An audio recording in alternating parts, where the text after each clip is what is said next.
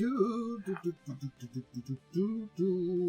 everybody. Greetings and welcome to Discussing Tabletop. It is, of course, December 16th, 2023. 2023? We're almost at the end of the year. Mm-hmm. Next week's the 23rd, right? Yeah. It's still it's 23rd. Man, it just looked like, the core of the holiday season is at least falling on a fine time this year to not really mess around with my schedule. As much as I like the holiday season, I also don't like it when it messes with my schedule. Yeah. In 2 weeks, I have to change my entire muscle memory for for how I type in dates at work. Mm-hmm. Oh, I hate that too. Don't mind my background.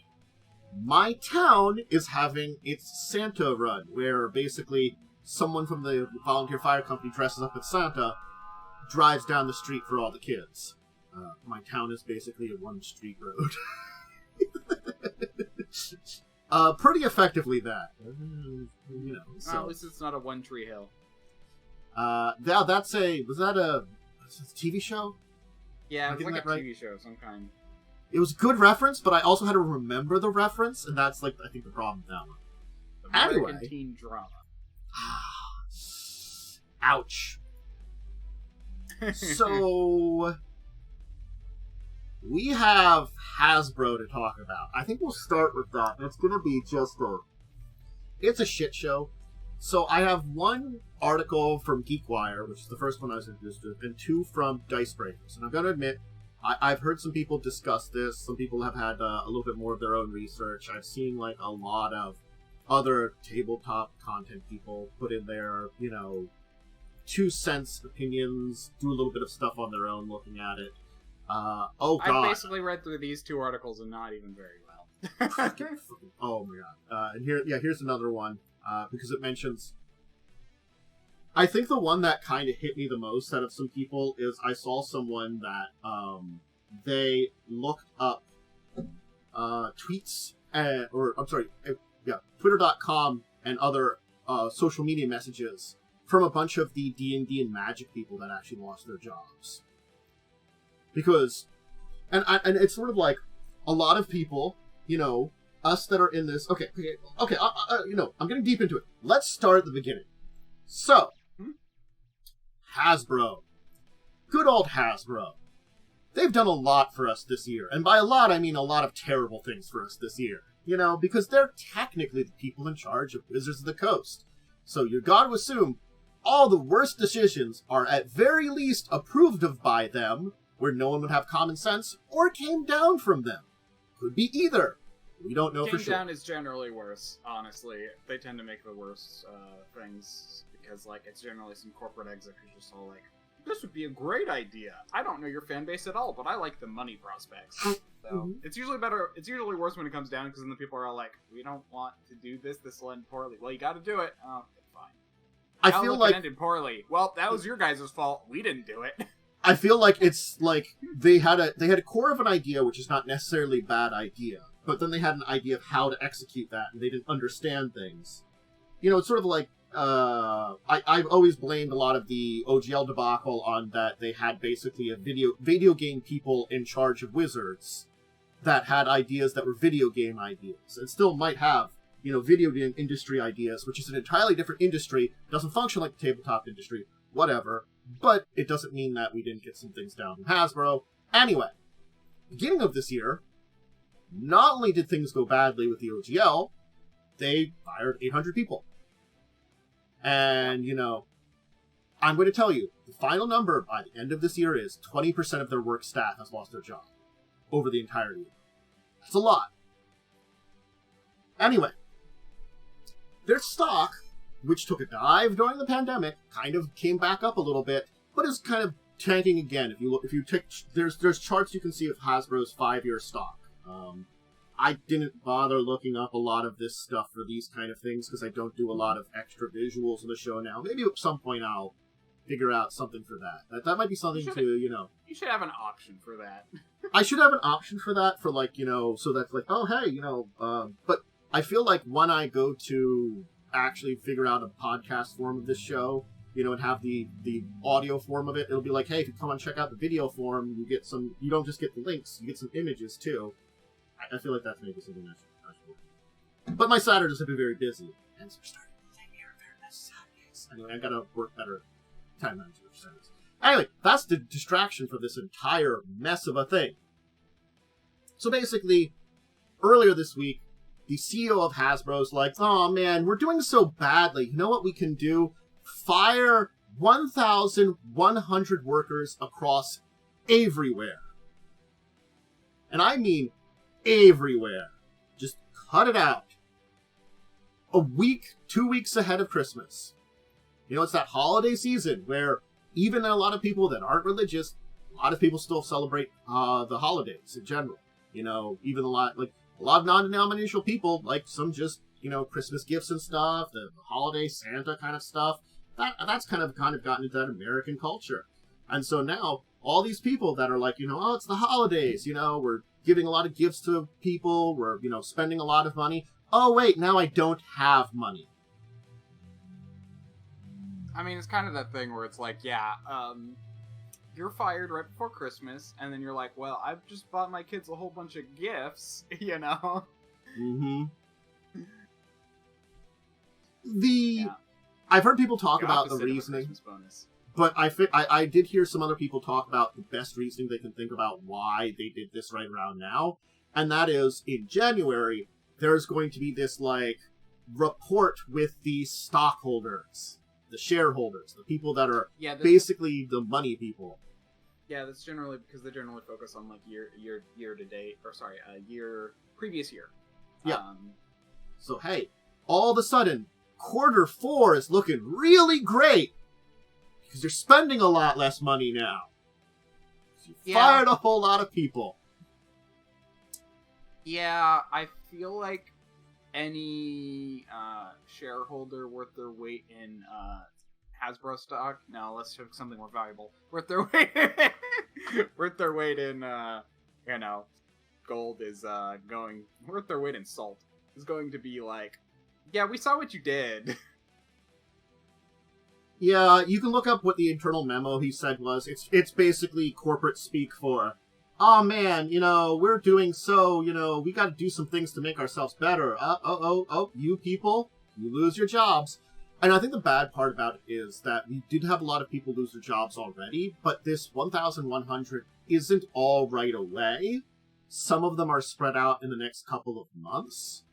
So that also means, okay, maybe 50% of that's already gone. The other 50%, you don't know when you're going to lose your job, or if you're going to or not. That's terrible to be in a work condition like that.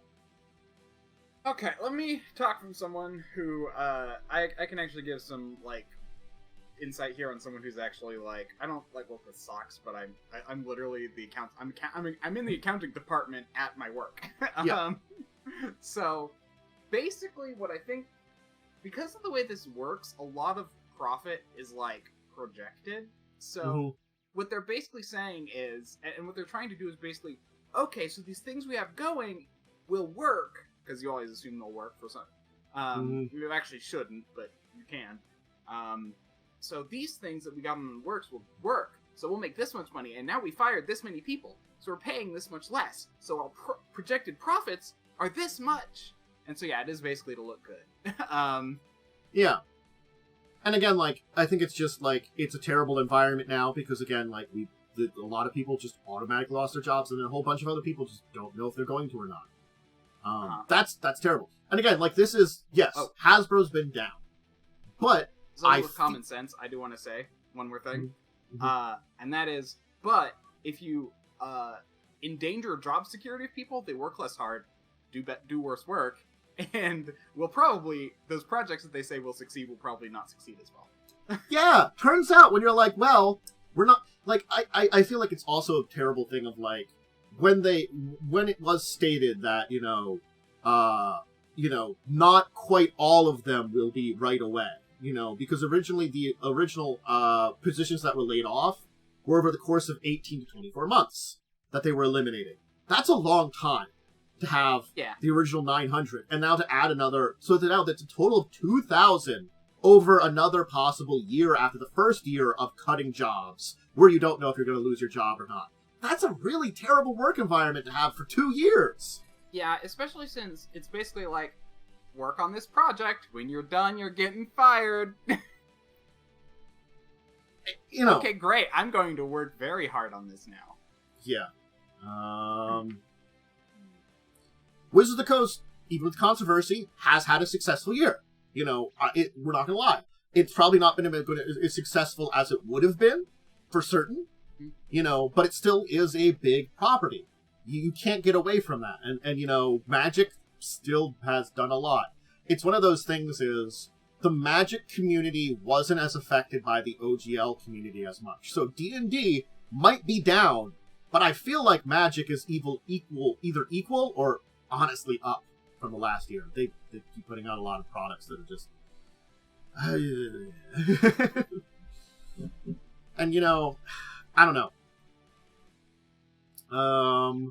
Like, there's certain...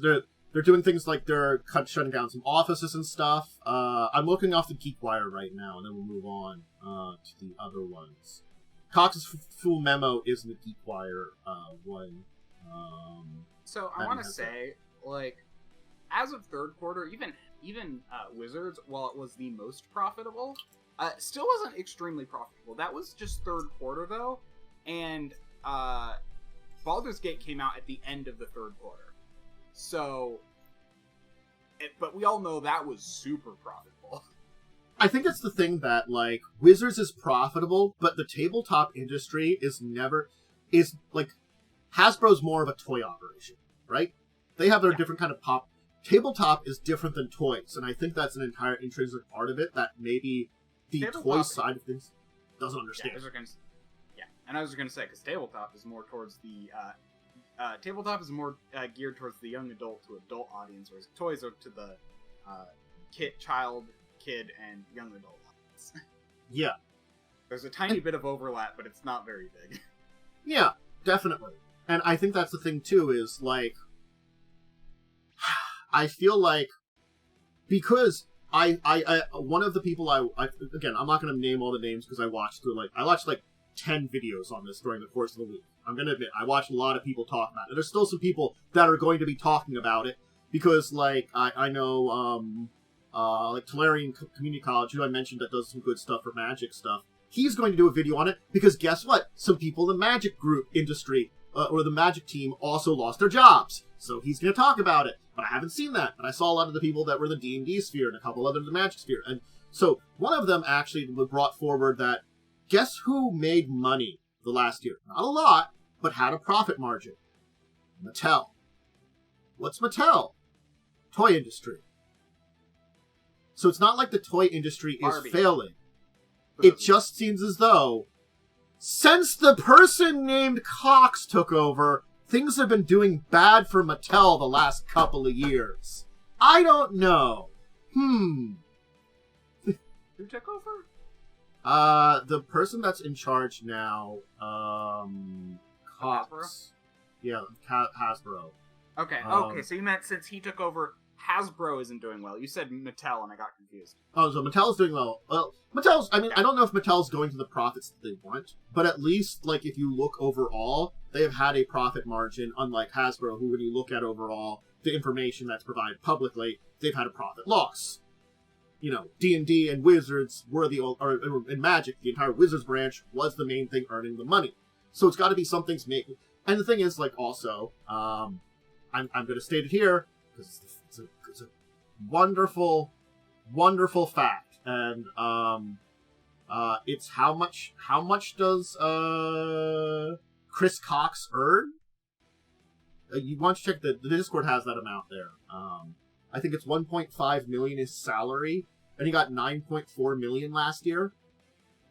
He got his salary is 1.4 million or 1.5 million, and he got 9.4 million in bonuses on top of that. So he earned $11 million last year to a business that was doing bad. Yeah. Hey, he needed those bonuses to make worse decisions. Like, to be fair, this is how companies work. You tend to, like, take you tend to take the profits and divvy them out, and so your business keeps running. And they always go to the highest people. But yeah, when your company like is losing money, you should not take as big of a bonus. The whole idea is you take the profits and divvy them out. And the thing is, like, he stepped in as the CEO in February of 2022. I have not heard great things about how well Hasbro is doing in the last couple of years. Before here, granted, with the pandemic in the 2021 thing, you'd expect bad hearing. But I guess they decided to get rid of, with that bad time period, the current CEO put a new one in. According to their stocks, they have been generally downhill since 2022. With a slight bump, actually, in the middle of 2023. And then rapid right down to the bottom. Would the bump be things like Baldur's Gate, perhaps? Around that time? It actually happened in May. And then went to September, and then started to go down again. That's their stocks, at least. Yeah. The stocks aren't necessarily their earnings. It's like what people think they're going to be earning. Well, that was like the D&D movie, and Baldur's Gate was coming out. It might have been like because Baldur's Gate was looking really good, that was driving, people had faith in Hasbro more at that point in time. Yeah. I'm trying to think about what happened around September, because it dropped hard in September. That's a good question. So, like, a lot of people lost faith in, like, basically started selling their Hasbro stocks in September. So it dropped really hard. I can't see anything particular off the top of my head within our news stories from that time period. Doesn't mean something didn't happen that I'm missing from a quick look, Yeah, and it dropped even harder in October, but yeah. So it kind of went. It's going back up again, but I'm not sure why. It's going back up, but more of a slow. So it might just be okay. Something bad happened, and I'm trying to think about what they did. Okay, so sort of like they're not going to continue their lease in the Providence, Rhode Island office. So that one's closing, but also like apparently the way that Cox and a lot of the other executives are still talking about, they are pushing for remote or hybrid workers to be back to their urban offices because they love their expensive offices, which if people had work from home, you wouldn't have to pay for expensive offices and you could keep more people on. Yeah, there's the corporate worship kind of thing, though. A lot of people like their offices. My boss has that way. I have to go into work every day because even though 99% of my work can be done from home. Well, again, it's like, I think it also, like, there are plenty of jobs where I feel like an office would work better, but there is a lot of jobs nowadays which home is just as fine, and home's a better environment, and which has been proven by studies that we've had over, like, the pandemic years now, We've shown that... It still does depend on person to person. People generally are... I guess that's true. Productive in an office space, but people are more alert and well rested in a home space. I think it's just a weird situation that we moved to a degree that we were better almost. I feel like because I don't know. I don't like the idea of unnecessary office space is unnecessary. I feel sometimes, and it sounds like a lot of times some of this stuff is unnecessary.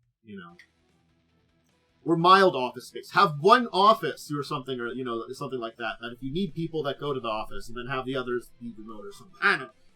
But God. So we did see that this entire thing has affected a number of people in the D&D team, and I think I can name a few of these here. Of the list, there is a list. I'd have to probably look at the full list of known people that let me see here. List of people who lost their job at Wizards from Hasbro's job cuts. Oh, here, list of known employees let go by Hasbro. Here we go. And from Wizards. I found because again, these are the people that have talked out of it. I'm going to tell you that. They have announced that publicly that they did lost their jobs. I'm going to go through here. There are 23 we know. What happened in September? Yeah. This is a Reddit post I found. There's 23 that we know of, but there could be more that haven't spoken out. So I recognize this name.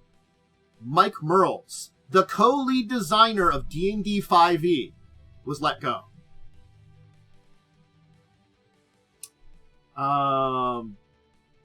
That's a pretty big person to let go. Not gonna lie. Dan Dillon, who was a designer. Tristan Falcon, which was a graphic designer. Dixie DeBow, who's creator of relations. I'm gonna say that's probably a pretty good one to have. They got rid of that. Bree Heist, their art director, they got rid of. Mike Villancourt, their senior art director, they got rid of their art department. Yeah, I don't know what like that doesn't bode well. Like, it doesn't, especially since their art has already been a little bit in question lately. Yes. You know, it's sort of like, I feel like it's getting in question, and it just feels like, you know, it definitely. Erston Bernstein, senior development editor. Amy Dallin, D&D Beyond host and producer. Amy Dallin, I think I ended up having an interview with a lot of years ago about making tabletop movies before she started working on at D&D, I think it was. So this is a lot of years ago, very early on in the show. So it's sort of like, hearing that name, I'm like, I didn't realize she went to work for Wizards. You know, it's one of those things you talk to people, you don't always hear what's going on with them. But that sucks. Because also that's like, apparently according to a lot of people, all the like stuff that was related to D&D Beyond, like in all their like announcements, their shows and stuff that were related to it, she was the host. So they're getting rid of their like host there. So it's like connected. What are they planning for a lot of that like product work? They're doing stuff there. What's going on with their TV kind of thing that they're doing? Which also, did we talk about that at all? I don't know if we talked about their TV thing. Oh, I know why their stock dropped in September. That's when they released their third quarter. That's when they released their third quarter earnings. Oh, they were bad. People were hopeful up until then. Yeah, I get that's it. Why it's like there's a small spike right after August, which is when Baldur's Gate came out, and then afterwards went boom. Yeah. So that's what happened.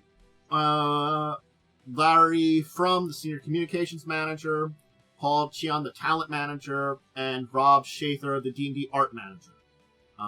Those are the main ones. There are, I think, some. There was some Magic the Gathering people too, but these are mostly D&D people. I think also the art director people are just art in general, so they might be like doing both D&D and Magic kind of thing, you know. I think Wizards has like a more unified art department, don't they? I believe they do. But still, nonetheless, they've gutted their art department. Doesn't sound like a great idea. Especially since art is so important. I think I harken back to what we talked about last week. When I talked about the 50 Years panel and them showing off stuff about D&D 1. Their big call was, hey, look at us. We have a lot of art. It's another thing that makes our book look really shiny and you want to buy it. But now they're cutting that art department. And it's sort of like, what's going on here? And again, like, I think someone said it best is, their only profitable part is Wizards. Why are you gutting Wizards? Why are you damaging your profitable? I said that. I think you said that too. Said it, but I've heard other people say it too. They're the only portion. I know it's not uncommon. This is the literally. I think that was also in the article. It's like, this is your only profitable section of your company right now. Like, this is the only profitable section of your company this year. So why are you gutting it? Yeah. Let's see here. There's let me see. Yeah, there's some, I think like, Oh, Dan Dillon, who had worked at Kobold Press and then moved to D&D 5e. So just to say that's a little bit more information about him. Irton Bernstein, who I talked about, had worked on a lot of the major books, including the Quest for the Infinite Staircase and Vecna Eye of Eel, as the lead editor for those 2 books. Lost his job. So 2 books that are coming out. Let's see here. Yeah, their digital department's been hampered heavily with the loss of Wendy Dispan and Amy Dallin. So, like, you know, that's a lot of stuff there. Hey, I thought to look, and I was curious. What's funny is they fired these people, and they're hiring for some of the same positions. So what they're doing, I know what they're doing. They're trying to downsize. So what they do is you fire the people who have been there a while because they cost a lot of money, because they've earned a lot of like tenure and their salaries have grown, and then they're bringing on new people. That is terrible. They like, also for business, because they're literally getting rid of the people who know what they're doing. Apparently, they also put out an early retirement plan so that if people are like 1 or 2 years away from retirement, you can retire right away. Yeah, that's a thing. That's the thing they also do to get, because in general, it's cheaper to have people retire than to keep paying them. Yeah, basically. Yeah. So that's what they're doing. They're firing a bunch of people, but these layoffs they're not necessarily trying to get rid of. But oh gosh, you're literally getting rid of experienced people for people who don't know what they're doing, which actually leads to like I've heard of this kind of thing before. It's generally not good. Like, here's another there are person. ways you could do it, but you want to keep. I mean, I guess they're keeping some good people on, but it's so much harder on the people who know what they're doing, because then they have to like bring these people up to speed. Oh gosh. Here's another person that is really surprising to lay off. I saw here Megan Galbraith Donahue, who is the director who directed the Universes Beyond creative and production teams. The part of Magic the Gathering, which has been highly successful and profitable. As much as I disagree with a lot of stuff about that Lord of the Rings set, guess what it made? Shit ton of money. And a lot of these other Universes Beyond have been really successful for Magic.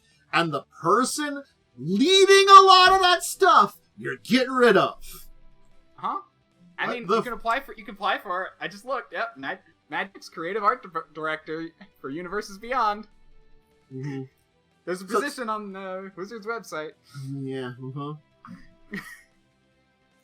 Yeah, that's what they're doing. I find it funny. Like, I've heard of this. It's okay in certain scenarios, but generally you want to do it like when you're bringing on a new project, not in the middle of current projects, which seems to be what they're doing. They're basically scuttling a lot of stuff. They're attempting to hire new people on, which, unfortunately, a lot of people that would try to get hired in on Wizards are tabletop people. But hey, guess what's been happening over the last year?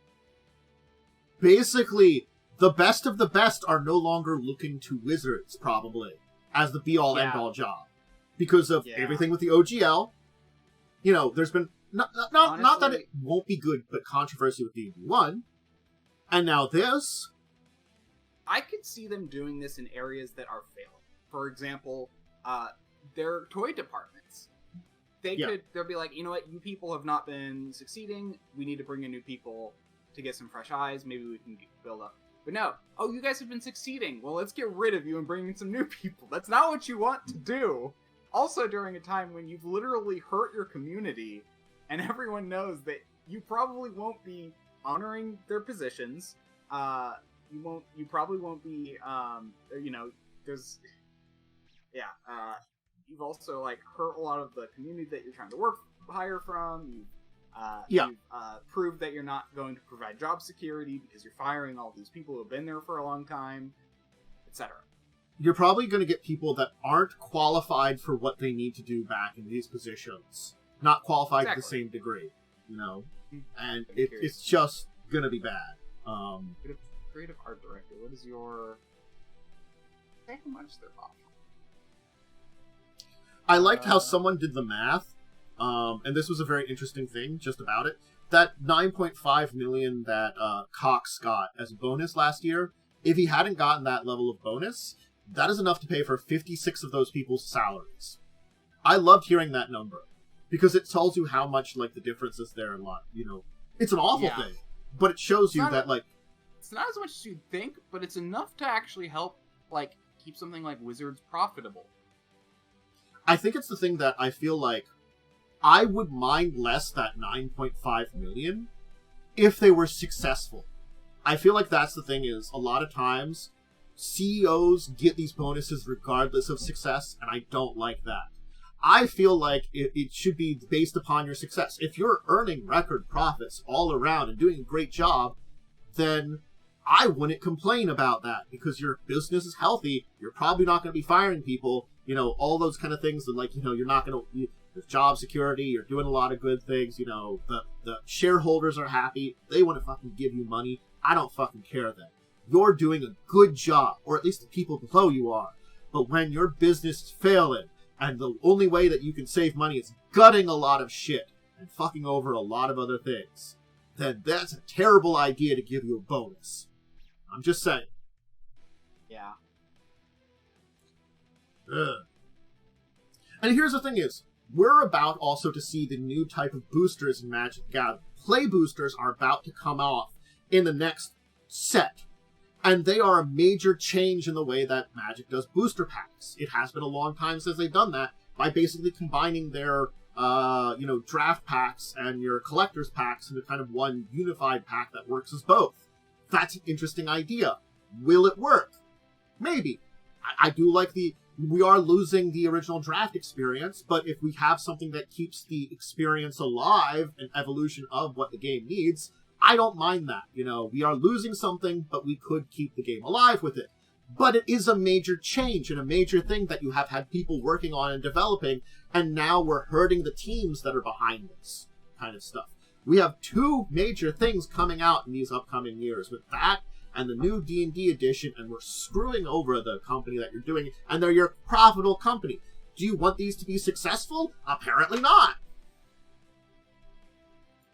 Yeah, I mean, that's what's hard, is, like, Wizards is on the cusp of a lot of stuff, and they really are shooting themselves in the foot by hiring, you know, like, creative directors, and then hiring on people with, and they're asking for only 2+ years experience, which is actually not a lot. Like, you'd be surprised how often, like, these kind of, like, big companies be like, you need 10+ years experience, and it's all like, you're not gonna find, like, oh, my favorite is, like, 10+ years experience in a coding, language that's only been around for, like, 3 years. I love seeing this. You see this a lot. But yeah, 2+ years is not a lot for a creative art director. Yeah. And I mean, like, they blame other things, like, you know, they never talk about a lot of the bad decisions they make. Like, honestly speaking, I feel it's one of those things is that I always feel sad that Honor Among Thieves only got kind of that, like, middle-of-the-road box office numbers. It was profitable, but probably not to the degree they wanted. Certainly not. But a lot of shit happened at the beginning of the year that kind of ruined goodwill. Just saying. When that happens, people aren't really, like, jumping for joy at, like, you know, spending money with you and going and doing your entertainment. And you needed us tabletop people to go to the normies and say, this is something you'd like. You liked Lord of the Rings? You'll probably like this. You know, when we weren't saying that, it doesn't help the people that aren't in the D&D sphere. You know, I think that's another thing that would have helped it, is if we were on board for it.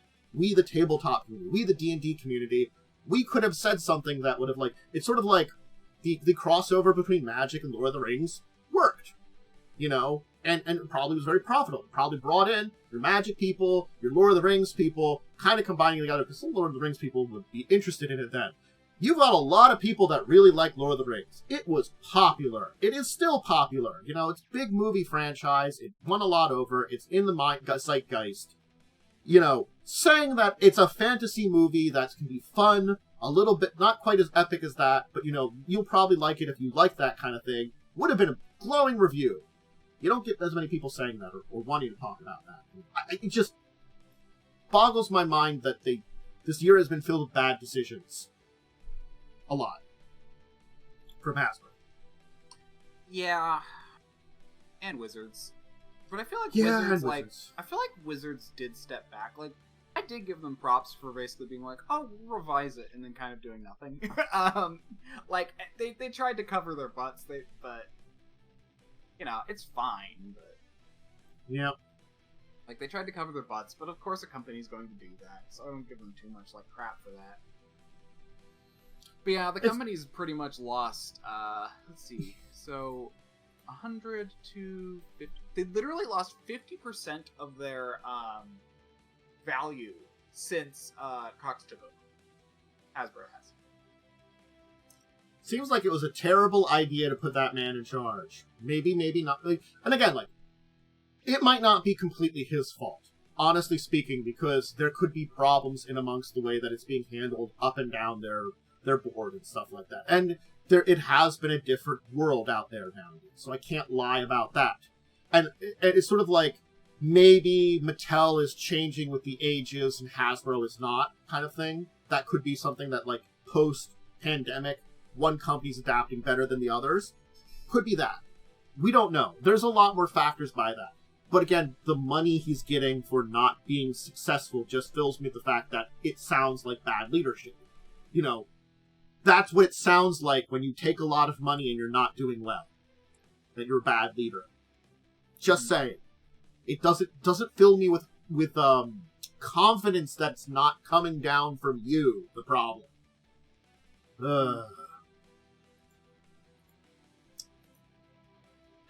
So, yeah.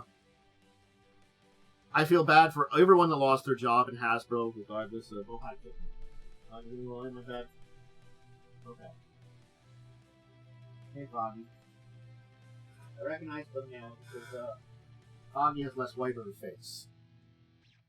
Adventure's got white up to the bottom of her eyes. I mean, if she'll stay. I don't know if she will. Yes. Take it. Well, Adventure's gonna hang out here now, too? Yes, I will take it. Hi, Adventure. Everyone's not hang out. Now I have kittens. Anyway. So, yeah. As I was saying, I hope the best for everybody that lost their job. From the people from Wizards, from other parts of Hasbro, I hope they find some success. They manage to find another job quickly and are able to transition. Now the cats are fighting on my bed. Thankfully, the RPG community is a very loving and welcoming community, so if they stay within the industry, they could probably find them fairly quickly.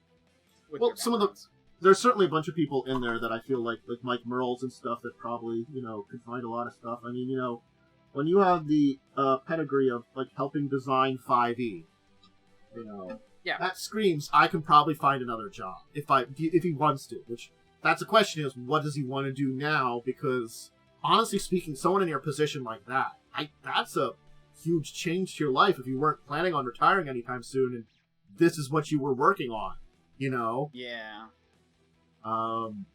Like, I can understand that. It's sort of like, when it's your life and that's the thing you're working on, it's sort of like you're no longer working on that. It's like, well, what do I do now? So, good luck to all of them. So, we have a few other topics to handle for today. There's a much nicer one, but first, let's talk about something that's kind of middle of the ground, because, hey, it's more Aliens books from, Freely. We spent a long time on that topic. It's a heavy topic. It is. There's a lot to it. I kind of figured it would be too, but I just looked at the time like, oh wow. That's also why I didn't take a lot of time to think of a deeper discussion topic, because honestly, this might have been kind of half looking at that with a kind of that look at the industry as a whole and a little bit of stuff to it. Yeah. So. Building Better Worlds is coming out on January 16th, so coming up soon. It's for if you want to do kind of campaigns that are based on exploration or being colonists. So, now this is a different direction, because we kind of have, the original Aliens were probably a lot more generally speaking, I guess, fancy space truckers that were the original Aliens movie. And then we have the Space Marines. And this is the kind of thing it's in between, because this is the planet that Aliens took place on with the people pre-Aliens, So Building Better Worlds, and it's giving us some like world colonization, which I like too. Which I'm not sure if they're working with any of the people that worked on like creative lore for the Aliens franchise, because honestly speaking, it is not entirely an uninteresting world that is displayed in the Alien franchise, the basic franchise, you know. Yeah, there is a lot of lore that's come out of like Alien, because there's like a lot of things that people don't see. Like most people see the movies, but I know there's like a lot of books and a lot of like, I think there's some comic series or something. So like there's a lot of lore to Alien. There's a few games that are considered, I think, canon. Yeah. You know, I mean, yeah, I think Alien Isolation, and there's actually a mobile version that's a sequel that's also considered, I think, part of it. I don't know if that one's canon though. But I think Alien Isolation is considered canon. I don't know though. I'm not certain on anything. I don't like pay attention to Alien. Although, besides Predator, I don't know what else is in the Alien universe. It's a complex thing. I think they're staying away from, because they do have that kind of crossovers here and there between the universe, but they're kind of staying away from it. But there also is supposed to be other aliens. They were canonly connected. Yes and no. Like I thought, the movies were made by someone to fight predators. It might be to fight predators, but it was kind of like it was created as the original like form of them was created as weapons or something. Look, I'm going to tell you here, weapons, but I thought it was in a war versus predators. I'm going to tell you now. Prometheus and Alien Covenant confused the shit out of me. They are very weird movies that tell a story that really I never picked up on, and I probably would need a deeper reading on it. And maybe it was just distracted a little bit or something, but for whatever reason, neither of those really worked in my brain for like levels of it. I'm like, there's something I'm missing here or something like that. So I'm kind of keeping them on their own. And then the original 4 Alien movies, the last one is kind of weird and Alien, like, if we talk about that one. But the original 3, I think, tell the story best. And then a lot of the stuff, like the Alien vs. Predator movies, aren't great. They're very bad. So, like, they're hard to consider, like, canon in any real way because they're so bad. So it kind of comes down to this kind of weirdness of where the actual canon meets. But since they have had other crossovers and books and media and stuff, it could be constrained that it's... But, like, this book here has an extrasolar species catalog, which, because there is supposed to be other alien beings out there that have been discovered, but not like this alien creature, so like I think it's like the conversation with the Space Marines at the beginning of it when it's like this is another bug hunt, because I do want to say canonically Alien, Predator, and Blade Runner are all in the same universe. Okay, I thought Blade Runner was too. Blade Runner is supposed to be like the lot earlier in the timeline though. Yeah. So, okay. I mean, I think they're probably going to avoid... they've got their own Blade Runner books, but I think they're kind of avoid kind of combining these at this point in time. Kind of like... It's sort of like back when FASA had Earth Dawn and Shadowrun. They were technically the same world, and there were things that kind of linked them together, but they mostly kept them apart, that kind of thing, because that was time-wise. But this one, I think, is also because, like, they want to support the Alien franchise as the Alien franchise on its own, and I think that's why we're probably not going to really see a lot of Predator stuff. So third party, someone might come up with something for that. But yeah, so a lot of interesting things, like some history of colonizations of humans and the stars in the universe, gear, character creation for being a colonist or an explorer, a bunch of games and stuff, and, so it's again... Free League does a good job. The Alien RPG is a pretty good one. I'm getting distracted by these kittens that are fighting kind of hard. I'm being adorable. Now that they're both in there. Damn it, kittens. We're gonna see more of it soon. Okay. Alright. Apparently in this universe, Earth life was seeded by aliens. I blame Prometheus for that one. That makes sense for Prometheus. They probably said something about that in there. Anyway, here's a Dicebreakers article that's actually really nice. Again, I'm going to say here, Games Workshop isn't the best company. But, here's the good thing. they're giving all of their staff an end-of-the-year bonus of 2,500, is that pounds? Yeah, I think that's pounds, yeah. Or is that euros? Yours is the E, I thought. Perfect. I'm bad with... What did you look at me? You can behave. Stop fighting. Just lie down. Yeah, that's pounds. Okay, so... Games Workshop, on the other hand, is doing well and basically like, oh, hey, everybody, have some money. Wow, Games Workshop is usually trash. What's happening?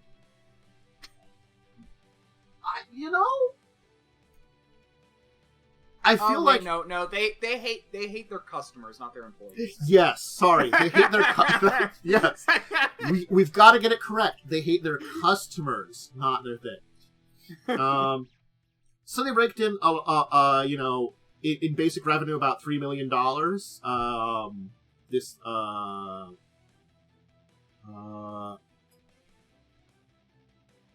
I don't know if this is pounds. Is it? Because it says roughly 3 million. Pounds.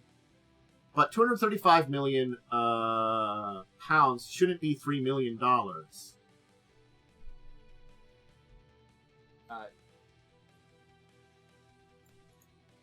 Where is Game Shop's work located at?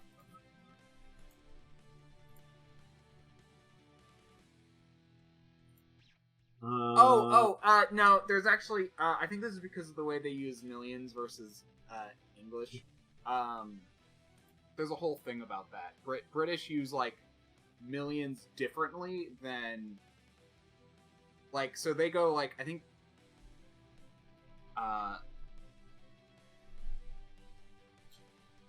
there's something in there that I'm confused about that translates weirdly. Or maybe there was a mistake in the article here, because they do mention like 94 million. It's roughly... possible. It's also possible they meant. Oh no, there's a dot. Oh no, there's isn't. Maybe they meant to put a dot there. They could have also meant to be like 300 million, but because they later on the way they're saying it is like 12 million to 13 million. 14.3 to 18.2, 94 million. Oh yeah, 12 million to 13 million. Yeah, so it might be 300 million. It's a typo. It's a typo. Yeah. Okay. 300 million core revenue, pretty good amount, honestly, for a big name like Warhammer that has, I don't know, books, 1 billion video games now, media, all the miniatures, which are incredibly expensive pieces of plastic, like third-party video games and other properties. There's a reason I've said I would love to play Warhammer as long as I don't have to buy miniatures. Yeah. So, yeah. They have a lot of profit the last year. And, honestly speaking, if they're willing to give some of that profit to all the people that have been working on it, power to them. And, that's, if we estimate, it's maybe $3,000 bonus, which is not a huge amount, but that can mean a lot to people and stuff, and like a job, depending on what you're doing. And that $3,000 bonus, approximately, give or take, could mean something special for your family at the end of the year, in this holiday season. So at least someone is doing nice.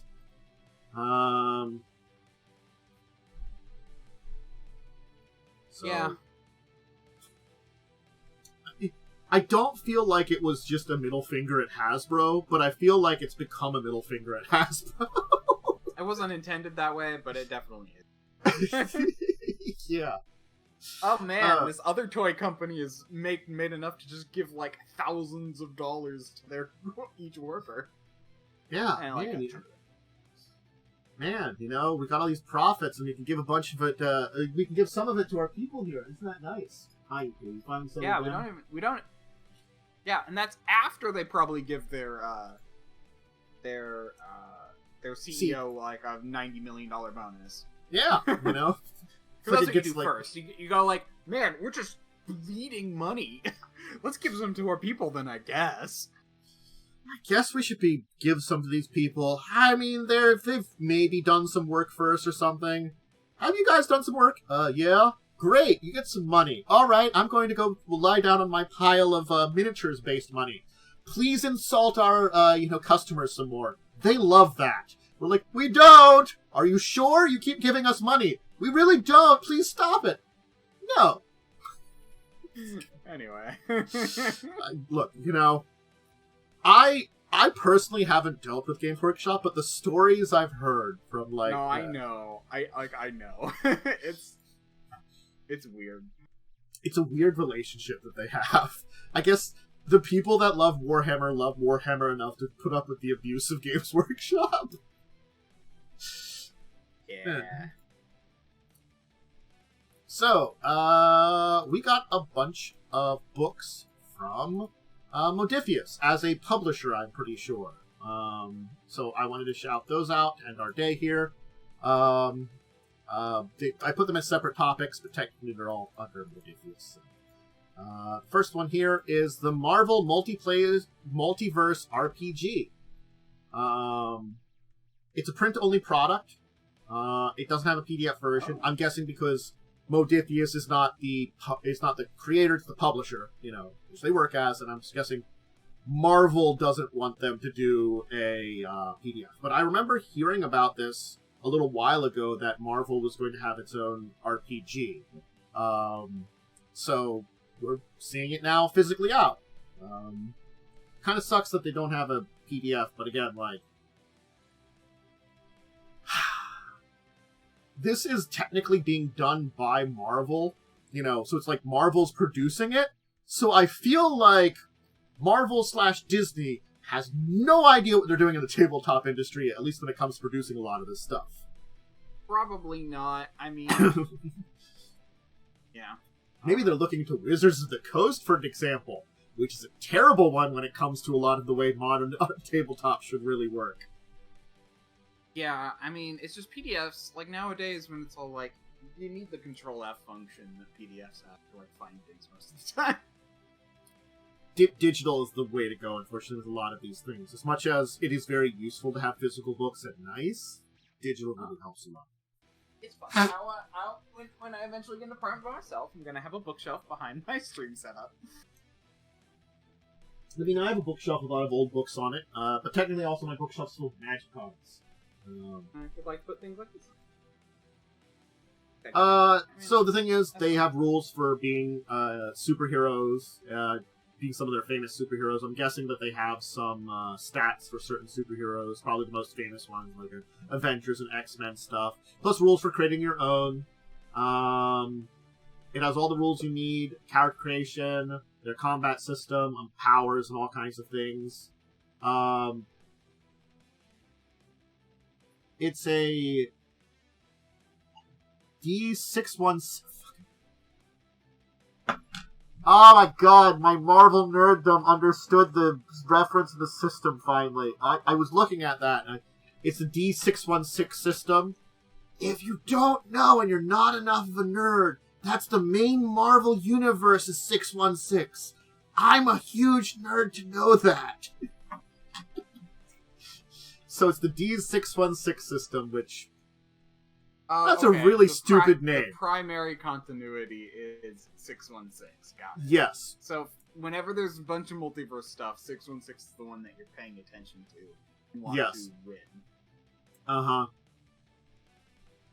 But it is a multiverse gameplay kind of thing, too. So I think it's that idea that because it's multiverse, that's why they're like, here's the characters you could have.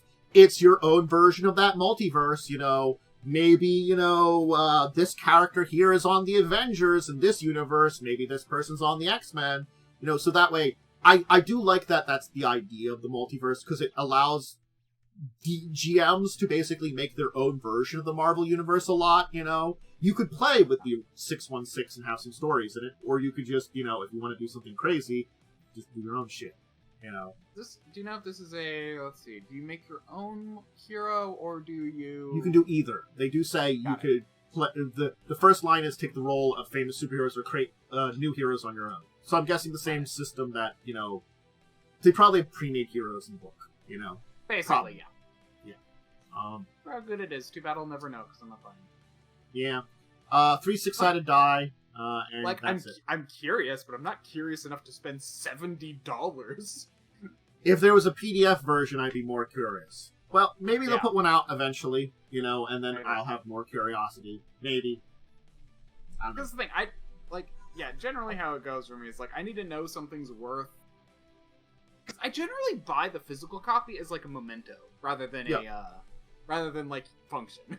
Yeah. Like, Pathfinder, like, I have the PDFs for them as well, but it's just like, I'm a big superhero person, and particularly Marvel fan. I always have been more Marvel fan than DC, and I like superhero stuff. I'm highly tolerant. I'm honestly of not the, very big into superheroes. I'm highly tolerant of their material that they put out, even though I do have heavy complaints about the stuff Disney's been putting out in the last couple of years. If you improve it, maybe you'll win me back a little bit. Just saying. Yeah, I mean, I've heard the problem is their new streaming site. They need to put out enough content for there to be content on their streaming site, and that is actually the problem. Is that they basically have to put out subpar work to make all of it work. No, it's even worse than what you think there, because that's only part of it. The main part of it is they took movie people to make television shows. That I've heard They that di- too. They didn't have a show Bible. They didn't have pilots. None of the normal stuff you do to basically keep quality control of a television series and understand what you're doing, they did. Because it's a different type of production entirely. Yes. Um, And to make TV lengths movie productions is not what you actually want, because like there's a certain level of engagement movies have. They're supposed to keep you engaged for that whole time, whereas TV shows generally should keep you engaged like again, like it's a different level of like. I think that's why, like, in my opinion, a lot of the Disney Plus TV shows have been hit or miss. A few of them I can understand, like, when someone tell me, hey, this was a repurposed movie script, I'm like, that explains a lot about this. There were some really good parts about this, and some parts which drug on. And they're redoing that stuff, so hopefully it'll be better, and I will enjoy it more. And I like it as a, as I said, the kind of popcorn stuff where I can kind of turn off the brain and enjoy something, and, that's, superheroes, giant monsters, those are my big jams for stuff. Give me a Godzilla movie. It's not a lot. I do like monster movies. Mm-hmm. Anyway, so the Marvel Multiverse role-playing game, it's out physically if you want to get it now, or you can wait to see about PDF, and I gotta be honest, maybe I'd recommend looking up like specific reviews of it or deeper dives into it than what we're putting out here, because again, $70 is a lot to spend on if it's book that you know nothing about. If it's a really good system, maybe you'll want to play it, or if listen to the review, it might give you an information. So this is my tentative, like, keep an eye on it. Might be good. Okay. We have two more, I wouldn't call them random products, but products. Another one, this is by Earthbound Games, published by Modifius, is Country Road Z, Rural Survival in a Zombie Apocalypse. It is... I don't know why my brain thought, when I saw this on the list, thought it would be related to Fallout somehow. This is a tactical tabletop game. So this is basically Fallout Wasteland Warfare. So it's kind of like Wasteland Warfare is that, like, it's got light RPG elements, but it's mostly a tactical tabletop game, a miniatures game. This is another one that's kind of on that same end of it, but it's kind of like a I need to get people together to play tactical games. I want to do that at some point. I would like to play more, like, Wasteland Warfare. I think is that one that I like seen and I kind of want to try, because I'm more of a fan of, like, the RPG elements, but I do like the tactical tabletop side of it too. And I understand that some of them vary for this one, so I can't tell you how much, if there's a lot of RPG elements to this one in particular. But they do have character advancement rules within that they say is here, so that tells me it's got some, like, light RPG element, tabletop RPG elements, and plus with that, road trip campaign options. So yeah, it's a zombie miniature war game with a little bit of in a apocalyptic rural setting with some character advancement. Neat. Seemed interesting. So, hey, there you go. They do have some base building, weapon building kind of stuff, rules and stuff like that. So, I don't know how much, that relates to the miniature side of things, or that's because there is some resource management parts of the entire game too. So, there's a lot of questions I have, but I would again recommend this other one that if you're interested in it, you can look into it. Or So D10 system, by the way. Yeah. Saw that. Yeah. With upgrades, base types, mission types, character advancement rules, campaigns, all that kind of stuff. And 16 types of zombies. I think they also released a bunch of miniatures around the same time that are... although, those are 5 R6 miniatures. I'm just checking. They did release a bunch of miniatures the past week, so...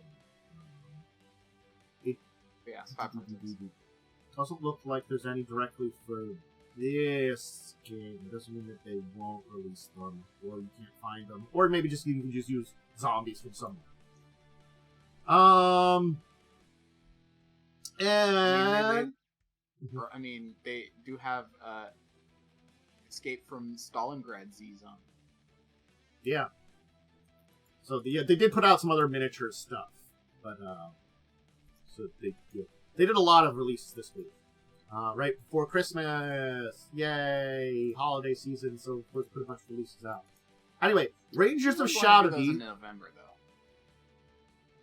Yeah, maybe. So Rangers of Shadow Deep, A Gathering of Heroes, which is a hell of a name, is a pre-order for March of this year. I don't know if you can get the PDF now or not. It might just be the physical right now, and PDF's out later.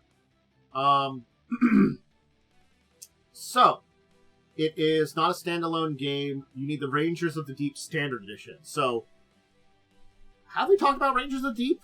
I don't know. We might not have. Remember it? I haven't heard of it before. So, that's supposed to represent with this the first phase of the Great War against the Shadow Deep. So I'm guessing, as a Ranger of the Shadow Deep, you're fighting against the Shadow Deep. Makes sense. And, the, first kind of part of that Great War is here with these first 2 books. We might have missed that one. Honestly, I do miss things. Or, it originally didn't, pop in my brain when I was seeing it of something to talk about. Both are possibilities. Just either missed it or just passed it over. Anyway, it's got more character creation rules, traits, limitations, 10 new archetypes that you can use to create characters. It also apparently collects 5 previously alone supplements. So I don't remember those supplements, so this also might be they've been older, they might have been somewhere else. Some enhanced weapons, a bestiary, and so a bunch of new artwork. Look up Rangers of the Shadow Deep. Rangers of the Shadow Deep. 2018 was a board game version of it came out. Okay. Was that the original? There's the original book. When were you released? Tell me the date on it. Just trying to do a little bit of quick and dirty research sometimes. Not always easy. These things. I guess you can get the PDF for $20 right now. The old PDF. Just the Rangers of Shadow Deep book. So it's been out for time. Yep. No customer reviews. That does not help me. But apparently there was a 28 board game based around it too. So that was a thing. I don't know when the standard edition came out, and I can't find it.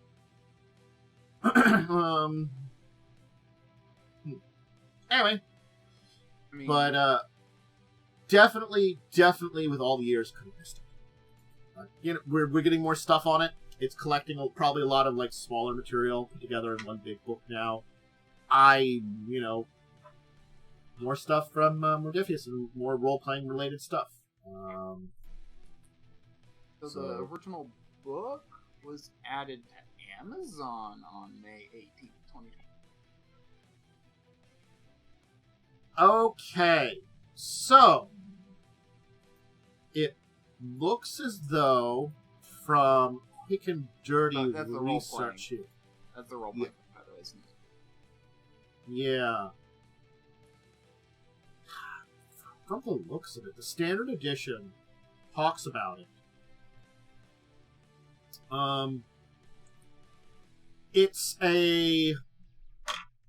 It's another miniatures game, but it's in the lines of like probably the D&D miniatures games, where you technically have a character and technically level up. Probably these are actually character creations, but it's a specific game that is played miniatures wise. So it's like it's those ones that are like kind of RPGs, but also kind of miniatures games. That, you know, this is like taking a step even farther from Wasteland Warfare to the rules that they gave after Wasteland Warfare coming out of playing the Fallout RPG using the miniatures of Wasteland Warfare, because they did put that out, and so I think it's that kind of same thing of kind of game. And you take on scenarios and you level characters and develop them and stuff like that. So there you go. That's what it is. Cool. I also like always thought about trying one of those. And these kittens are very cute. Throw them in bed, man. Can we get an angle of these kittens? There they are. They're finally resting. So, Rangers of the Shadow Deep, the new book to the Gathering of Heroes. It adds more to your game. So, okay. So there is a miniature aspect. So I'm looking at like images on Board Game Geek. It seems like there's like tokens, and you kind of draw it. You make your own map. I assume that the books give you kind of like a couple scenarios or teach you how to create scenarios to run through. And then like it might just be the kind of thing where it's you versus the board to a degree for whatever you set up. So I could be a GM and be a player too, because I'm setting things up, but it doesn't matter because we're playing against the board kind of thing, you know. So that might be the thing. Because it's a solo and cooperative game, too. So I guess you could play it on your own or with a good group.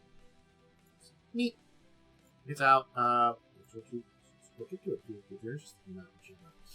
Alright, we're about an hour and 8 minutes in. That's a pretty good chunk of time. Why don't we talk about our week in gaming, and I'll purse my brain if I want to talk about a deeper discussion topic, or if we feel like the Hasbro topic was enough for us today. I don't know.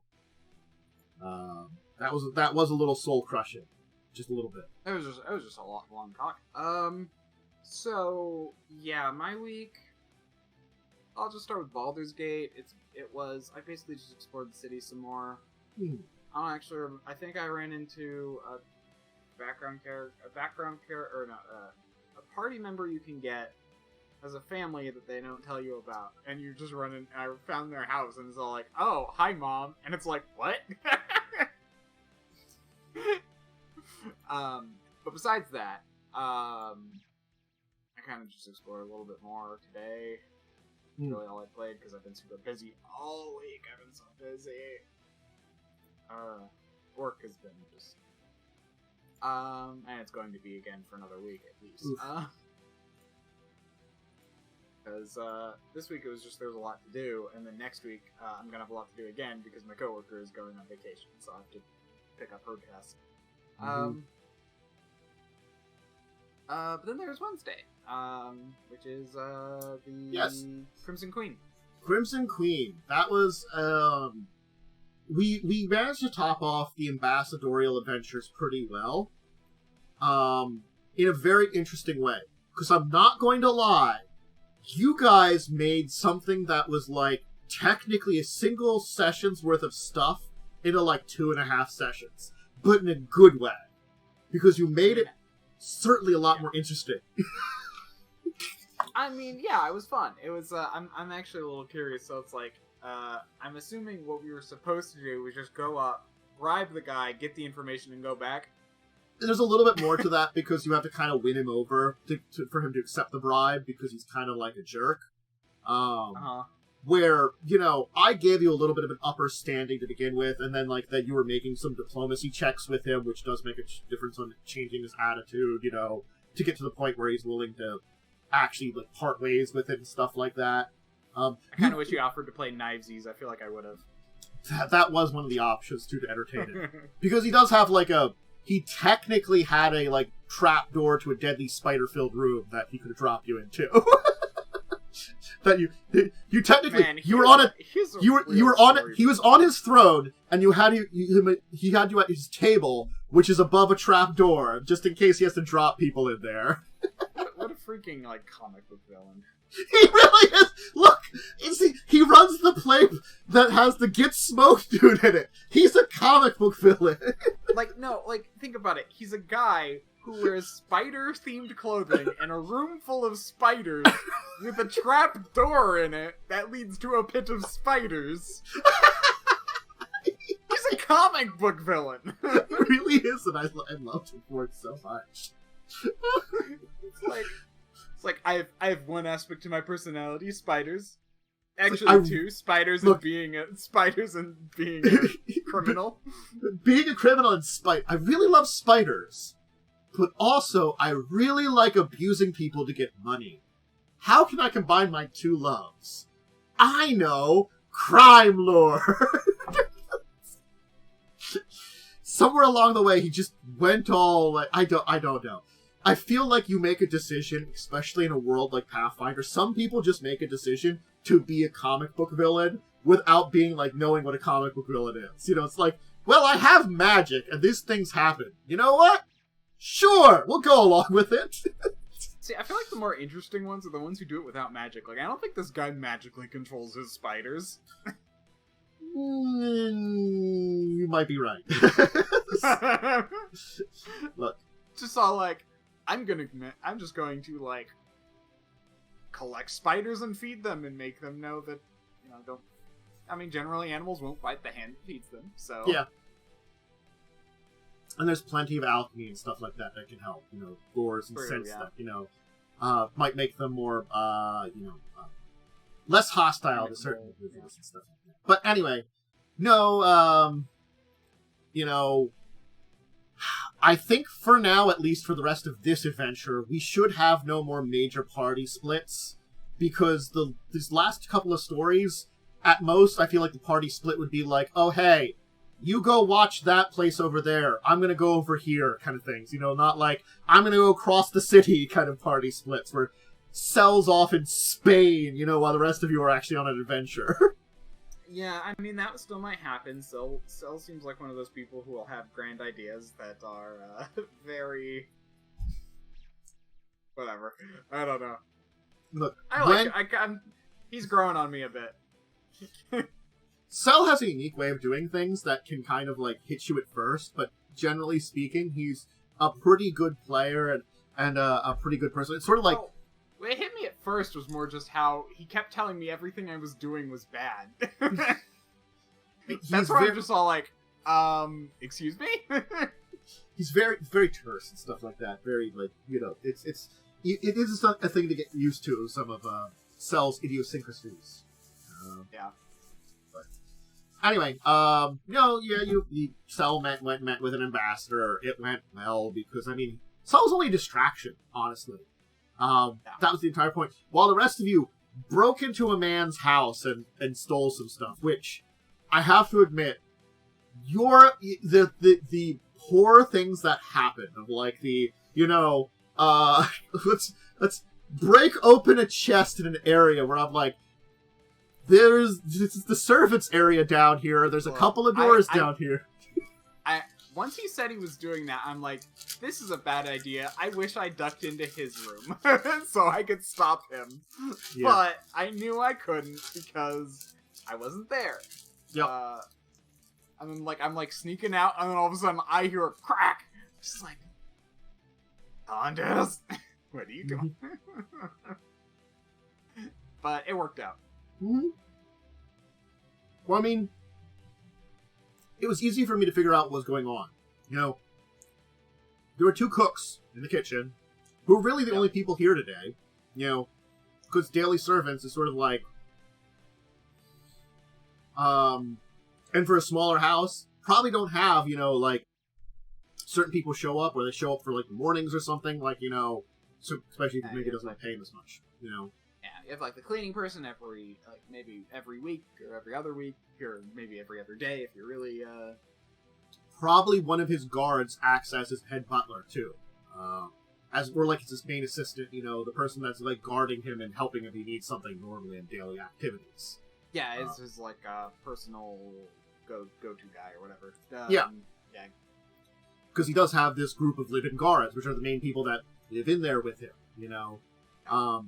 And then, you know, so going and getting one of the guard's like, hey, we have, like, 2 people here. I'm going to watch the area that looks like this guy came in, so either he's going to have to fight his way out from me, or if he's already ran away, fine. You know, we'll check the place. Go get some more people, we'll check it out. You know. Yeah.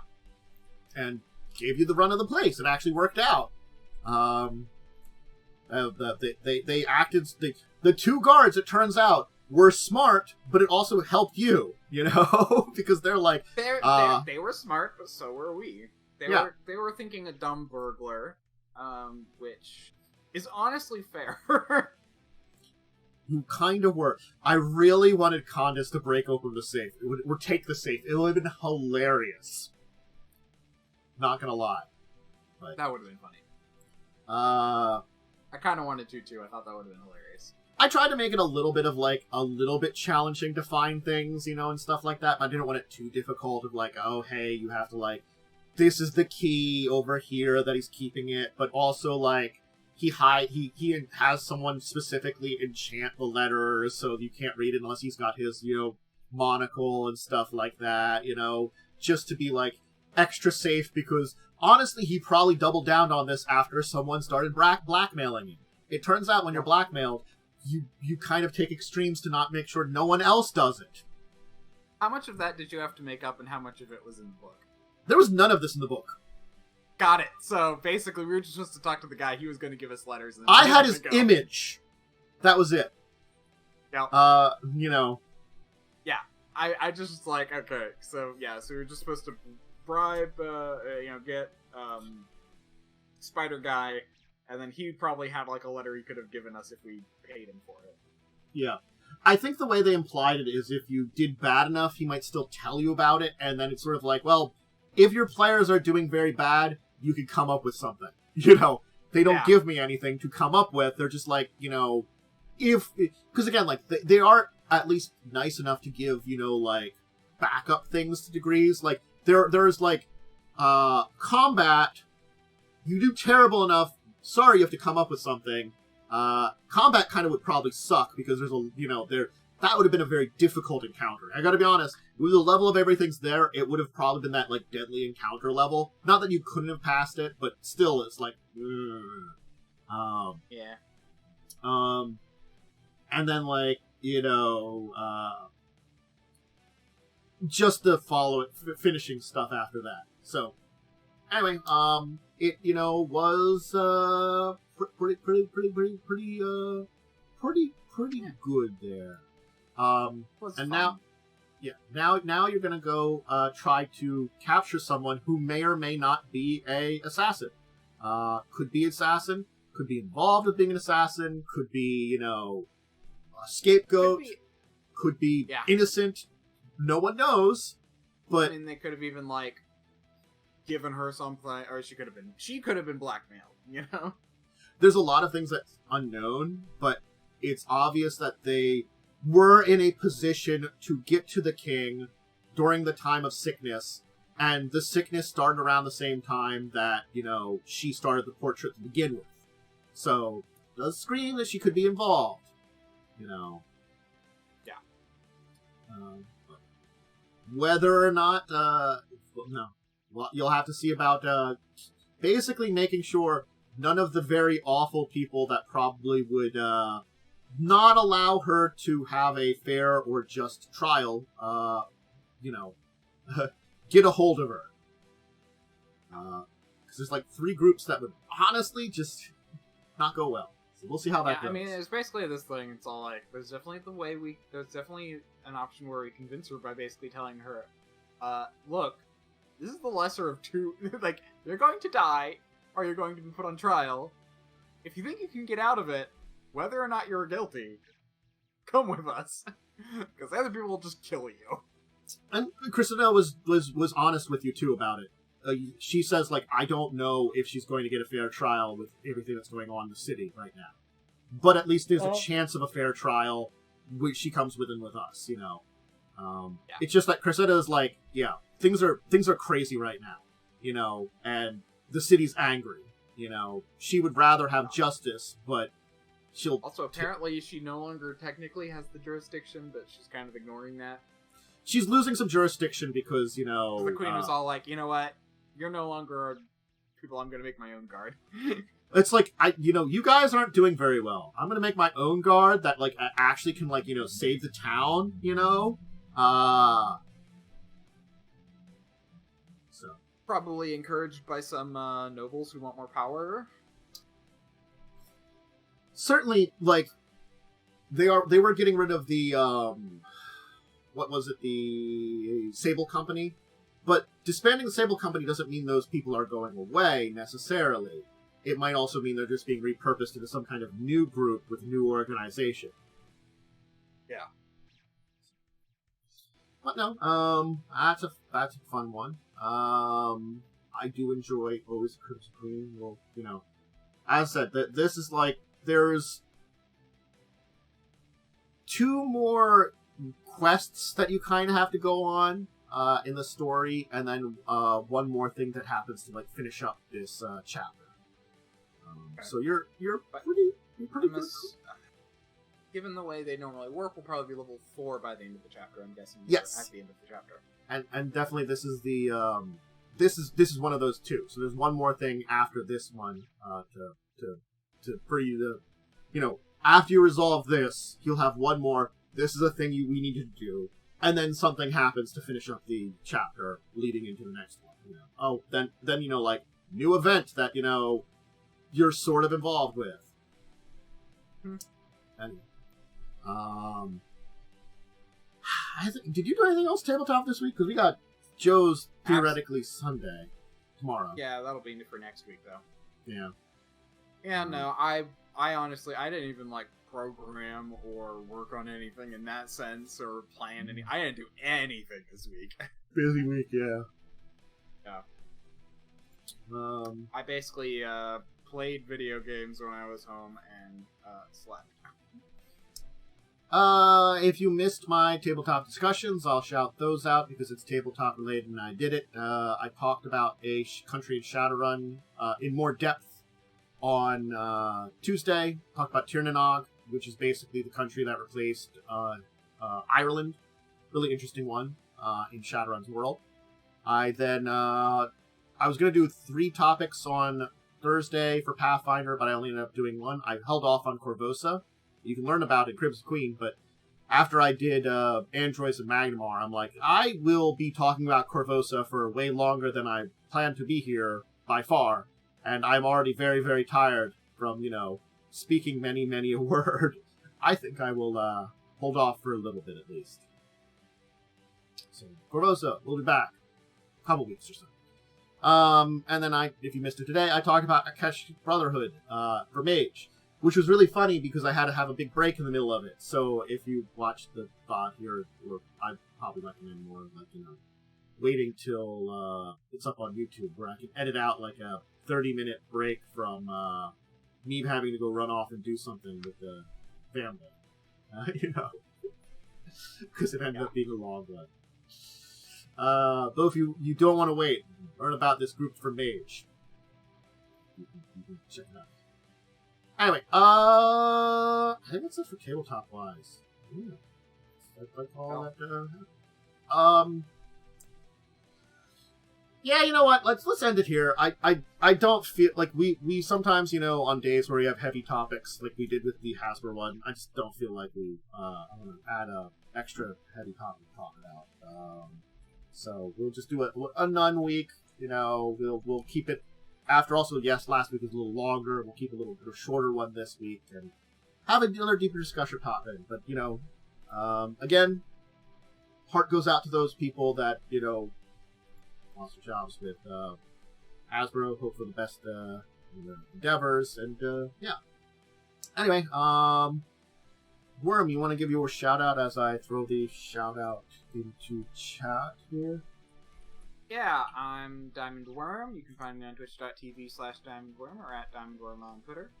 I'll be streaming right now, just weekends, probably until after Christmas, at 10:30 a.m. PST. Okay. So myself, I kind of announced most of what I do. If you want to see some gaming stuff, Mondays, Wednesdays, Fridays, Mondays, I'll hopefully be finishing up the Dragon Warrior 4 randomizer. Honestly speaking, I don't know, because if I have a chance to tomorrow, which it's been busy this week, it turns out when you're busy, you can't spend 2 hours redoing stuff you accidentally deleted in a game. So I might just replay it because we know what's going on. I'm feeling better about it. It kind of like disheartened me when I accidentally, fucked up the save. I'll watch it. Yeah. But we'll kind of replay through it and stuff like that as best we can, and I might try to do a little bit, at least like maybe do some leveling and stuff. I'll try to get a little bit in tomorrow, if I can, maybe at least a half an hour, so we're a little ways closer to where it was, because it's probably not gonna take us much.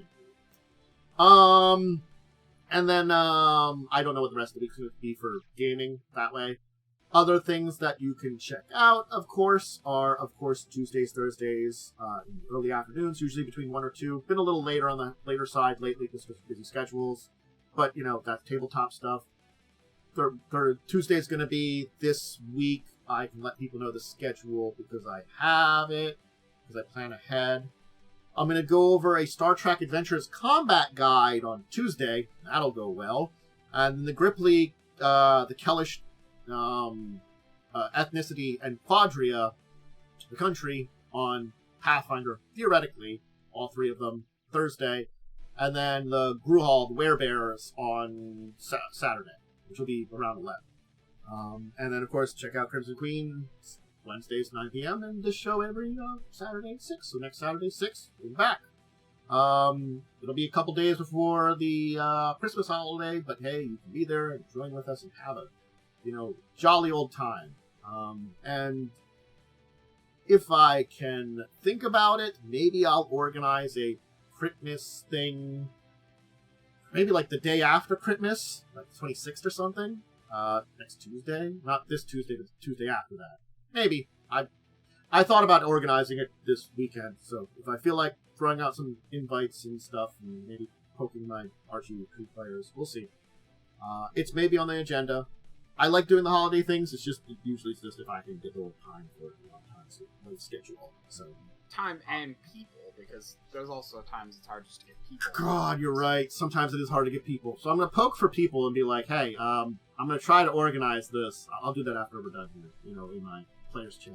We'll see if anybody's interested. Anyway, that's it for now. I'm going to see everybody next time. I'll be back on Monday. Worm will be doing their stuff over the rest of the weekend and be joining me on Wednesday for Crimson Queen. And I hope everybody has a great rest of your Saturday, weekend, or anything else you're doing. And hope to see you all next time. But until that time, I say to all of you out there, a deep, wonderful farewell and goodbye.